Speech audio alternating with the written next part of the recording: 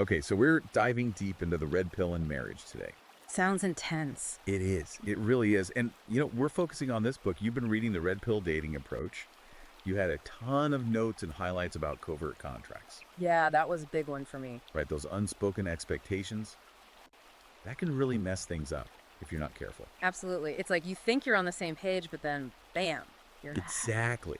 So let's start there with Yeah. the book's take on what it calls the crisis of masculinity.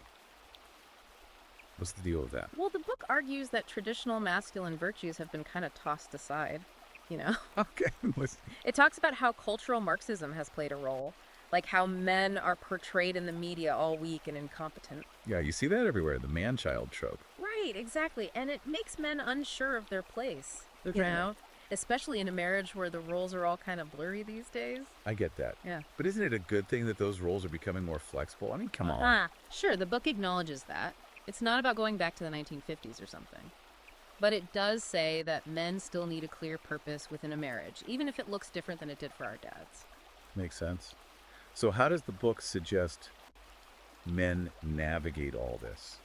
I see you highlighted a lot about self-reliance and discipline. Yeah, that's huge. The book says those are like the cornerstones of true masculinity.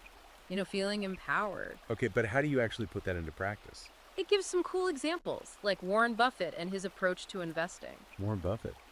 What does he have to do with marriage? It's about the mindset, Yeah. you know? Buffett's all about patience and discipline, waiting for the perfect opportunity, not just jumping into risky stuff. So you're saying guys should apply that to their relationships? Exactly. Think about it. Managing your money responsibly, setting boundaries at work so you can be present with your wife, choosing your words carefully during an argument. It's all connected. I'm starting to see it. That kind of discipline could bring a lot of stability. Exactly. Stability for you Yeah. and for the marriage. Okay, so we've got discipline. Now let's talk communication. Yeah. That's got to be key for figuring out those covert contracts, right? What does the book say about that? Well, it's big on assertiveness, you know, but not aggressive. There's a difference. Huge difference. Right. And it talks about nonverbal cues, which is fascinating because so much of communication is unspoken. True. And what about all the digital stuff these days? That's a whole other minefield. You got it. The book really dives into navigating dating apps and social media. Even within a marriage, those things can cause problems. Oh, yeah, for sure. So the book says couples need to be upfront about their boundaries and expectations around all that digital stuff. Yeah, if you don't talk about it, it's bound to create tension. Exactly. It's not just about setting rules, though. It's about the why behind those rules, having those deeper conversations about trust and security in the relationship. Okay, I like that. Yeah. So we've got discipline, we got communication. But life isn't always smooth sailing, right? Mm-hmm. What about overcoming adversity? I see you highlighted a lot about that too. Yeah, the book's big on embracing failure, seeing it as a stepping stone to success, like Elon Musk. You know, he's had tons of setbacks with SpaceX and Tesla, but look at him now. Okay, but that's Elon Musk. Most of us aren't launching rockets into space. True, but the principle's the same. It's about the mindset. So how do you apply that to everyday life? Like if you have a financial crisis or a big fight with your spouse? It's about reframing those setbacks. You know, instead of seeing them as defeats, see them as feedback. So you messed up your budget. Analyze what went wrong. Adjust the plan. Try again. So it's that resilience, that ability to bounce back. Exactly, and it applies to conflict in marriage too. Disagreements are going to happen, but it's how you handle them. The book encourages couples to use those moments to understand each other better, not get stuck in blame and resentment. So you're saying turn those fights into opportunities to strengthen the relationship. Precisely. Now, this is all pretty intense stuff, right? All this self-improvement and challenge conquering. It is. And it's easy to get caught up in the doing and forget about living. Does the book address that at all? It does. It talks about work-life balance and the importance of self-care. Okay, because that's crucial. You can't pour from an empty cup. Exactly. The book gives examples of super successful people who still prioritize the things they enjoy, even with crazy schedules. It's about finding that sweet spot between striving for more and actually enjoying the life you're building. Precisely. It's about creating a life that's both successful and sustainable. And fulfilling. Yes, and fulfilling. Which brings us to another big theme, physical fitness. Why does the book put so much emphasis on that? I mean, we all know exercise is good for you. It goes deeper than that. It's about the link between physical and mental strength. The book talks about how exercise helps manage stress, improves your overall well-being. Okay, sure. Yeah, But isn't that pretty common knowledge? maybe. But the book gets into the science of it, you know? How exercise reduces stress hormones and releases endorphins. Right, those feel-good chemicals. Exactly. It can seriously impact your mood and even your brain power. So it's not just about looking good, it's about feeling good too. And when you feel good physically and mentally, you're better equipped to handle everything life throws at you. Including those relationship challenges. Exactly. It's all connected. I see that now. It's like this positive feedback loop. Taking care of your body strengthens your mind, Right. which then strengthens your relationship. That's the idea. Okay, so we've covered a lot. Self-reliance, discipline, communication, resilience, work-life balance, physical fitness. It's a lot to take in. It is. But it's all building towards something. Okay. A strong sense of purpose. Mm. The book says men need to identify their passions and align their goals with something bigger than themselves. That sounds pretty abstract. Yeah. How do you actually do that within a marriage? Think about it. What kind of husband do you want to be? What kind of father? What kind of legacy do you want to leave behind? So it's about finding meaning and purpose within your family and relationships. Exactly. And the book says when men have that sense of purpose, they're more confident, more motivated, more engaged in their relationships. I can see that. If you're lost in your own life, it's hard to be a good partner. Right. And the book gives practical advice on how to cultivate that purpose, like identifying your core values, setting goals that align with those values, finding ways to make a positive contribution to the world. Through your work, your relationships, your community. Exactly. It's about creating a life that truly matters. So we've covered a lot of the foundational stuff from the red pill dating approach. And I'm starting to see how these ideas can help create a stronger, more fulfilling marriage. Absolutely. But there's more to unpack. Yeah, we've only just scratched the surface. There's a lot more to explore when it comes to applying these concepts to specific challenges within a marriage, especially those covert contracts. Definitely. We'll dive into that next time. Sounds good. I'm looking forward to it. Me too.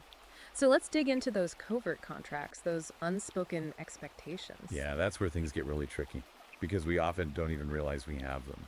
Yeah. I know. It's like they're running in the background of our minds. Exactly. And the book says those expectations often come from societal norms and gender roles, stuff that's been passed down for generations. Exactly. Like that old idea that the wife takes care of the house and kids while the husband focuses on work.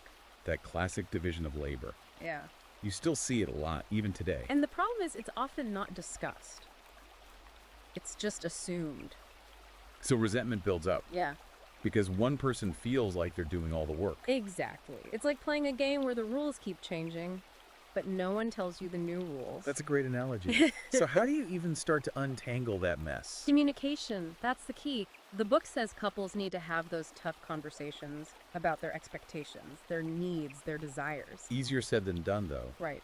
How do you bring that stuff up without starting a fight? It's about empathy and understanding, not blame. So instead of you never do the dishes, it's more like, I'm feeling overwhelmed with all the housework. Exactly. It's I statements, expressing your feelings and needs. Instead of attacking your partner. Right. It's about working together to find a solution. A win-win situation. Exactly. And these conversations need to happen regularly, not just once.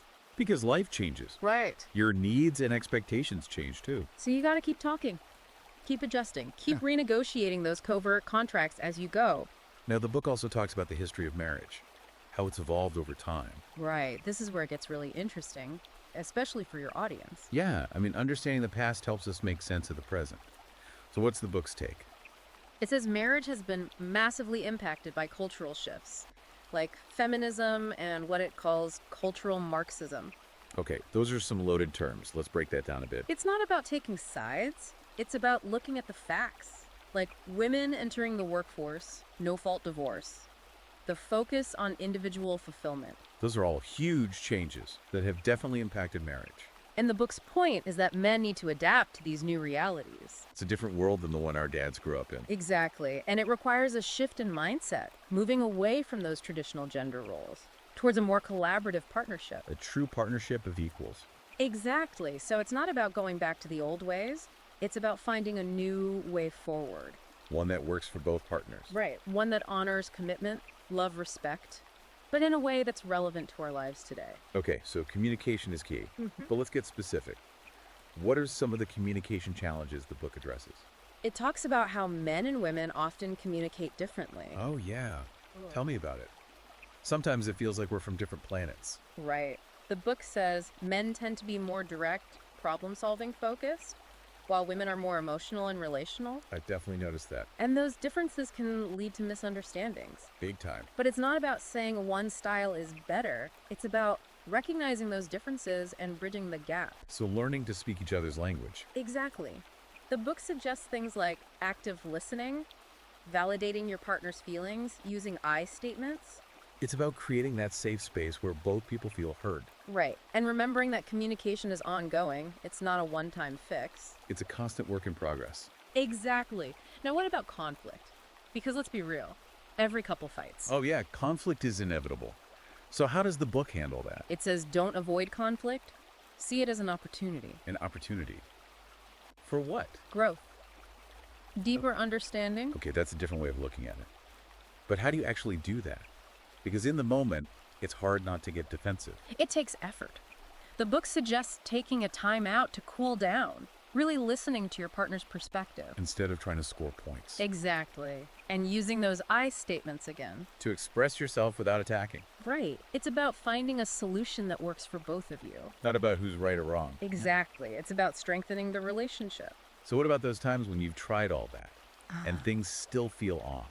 Like the relationship is stuck. The book talks about that too. It says you got to keep the spark alive. That's a tough one. Especially after years together. Right, but it's not about recreating the honeymoon phase. It's about finding new ways to connect, to appreciate each other, to keep things exciting. So being intentional about the relationship, not just coasting along. Exactly. The book suggests date nights, new activities expressing appreciation, physical intimacy. It's about making the effort to keep that connection strong. Exactly, because a good relationship takes work, but it's so worth it. Okay, so we've covered a lot. Covert contracts, communication, conflict, attraction.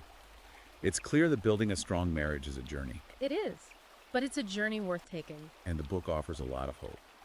It says when both partners are willing to put in the work, marriage can be incredibly fulfilling. It's about creating a partnership based on mutual respect, love, and a shared commitment to growth. That's beautiful. Now, before we move on, there's one more thing I wanted to touch on, fatherhood. Ah, yes. The book has a lot to say about that. Because being a dad is a huge part of a man's life.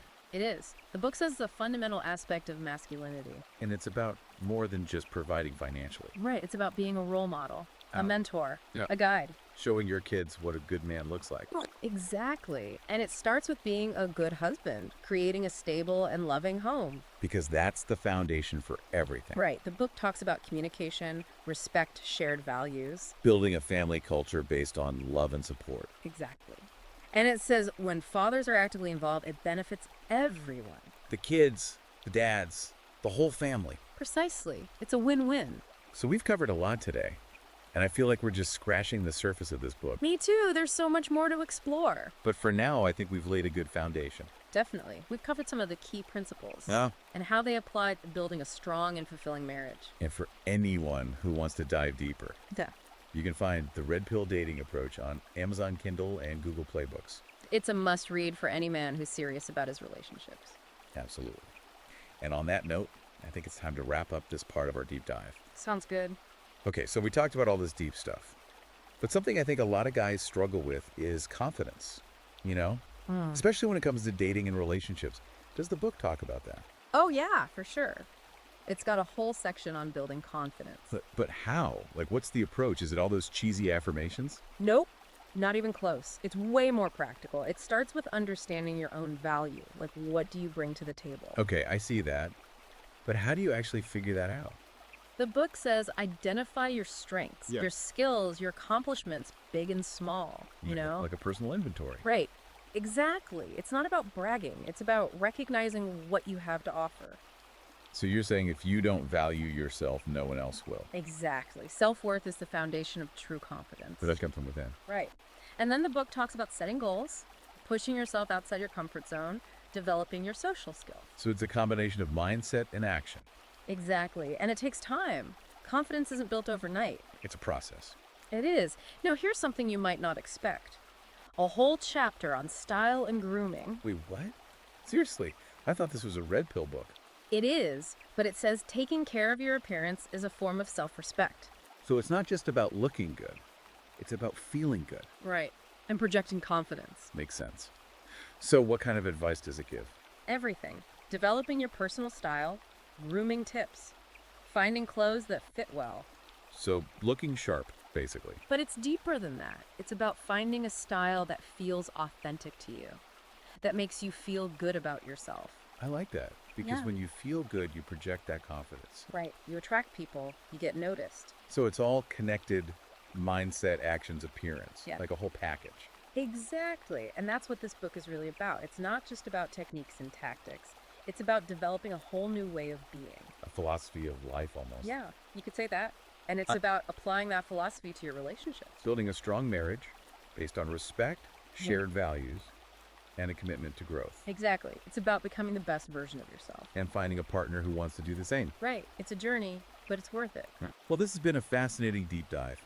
I've learned a lot, Yeah. and I think anyone listening can take something away from this. Definitely. This book is packed with insights. So if you want to learn more about the Red Pill dating approach, you can find it on Amazon Kindle and Google Play Books. It's a game changer, for sure. Thanks for joining me on this deep dive. It's been a pleasure. Likewise. Until next time.